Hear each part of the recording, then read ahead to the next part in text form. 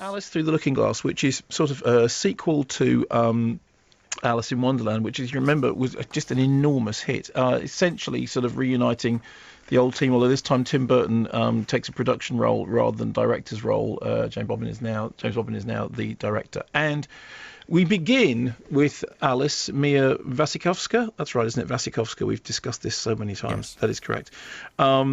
Basically captaining a ship, this wonderful ship outrunning pirates. The ship is called the Wonder, and she demonstrates herself in the early sequences of the film to be a fantastic sea captain who can do the most incredible manoeuvres.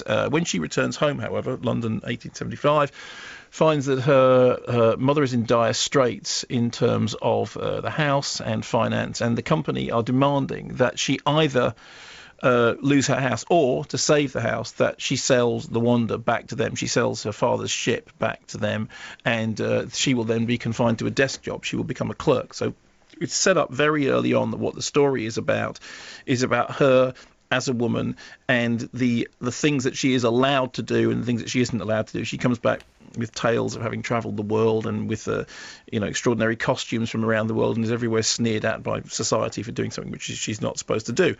The board are all old fossils, and inevitably Alice ends up escaping through a looking glass back into Wonderland. And when she's in Wonderland, she discovers that all is not good. The Mad Hatter has fallen into depression about the loss of his family, and the only way to raise his spirits, the only way to reignite the spark, is by playing with time itself, to go back in time and change a terrible Jabberwocky event that happened in the past history. Hatter? Hatter? Oh, it's you! You're you again! Well, if I'm not, I wish I was. Have we met? Yes. Well, no, I mean, not yet. It's funny, I feel I shouldn't know you. Well, we have met once, when I was younger. Oh, well, I'm afraid I don't recall. That's because it hasn't happened yet. Oh, when will it happen? Years from now, when you're older. I'll meet you when you're younger and I'm older. I realise it doesn't make much sense. Makes perfect sense to me. I'm Tarrant. I know, I'm Alice. Alice, you seem to have time all mixed up. So Johnny Depp there as Hatter, who although he has a sort of starring role in the poster, is not actually starring role in the film itself. So what happens is she has to. I mean, he's an important role in it, but he's not the main character. So basically, what she has to do is to go back in time and travel the channels of time in order to change the past. But and the reason she's able to do this is because she's in Wonderland. She doesn't have a past in Wonderland. But if anybody actually from Wonderland goes back in time and meets themselves, past will cancel out future. It'll all become very, very Doctor Who.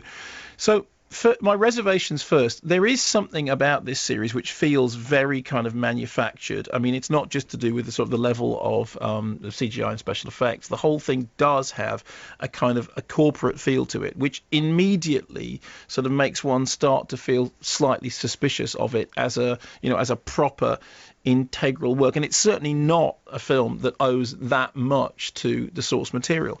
What it is, however, is a film which is a PG certificate film, which is aimed at a fairly wide audience, which absolutely prioritises all the way through the idea that Alice is the author of her own destiny.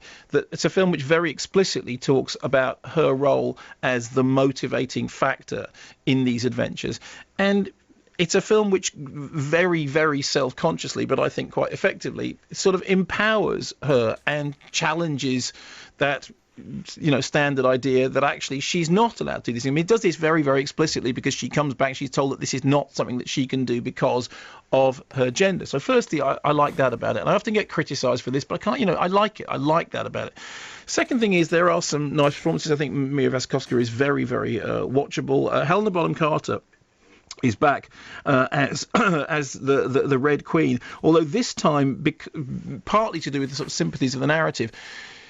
we get to see how it is that she became bad. So you kind of start doing a kind of Wicked style. You remember Wicked? We reviewed the film. I know it's from a stage show, but a Wicked style origin story about how everybody got into the place that they got into. And the film, what it wants to do is to sort of dole out to characters that you think of as being necessarily bad some reason for how they got to being what they are. And I think she's good fun. And actually, the backstory works better than it could have done.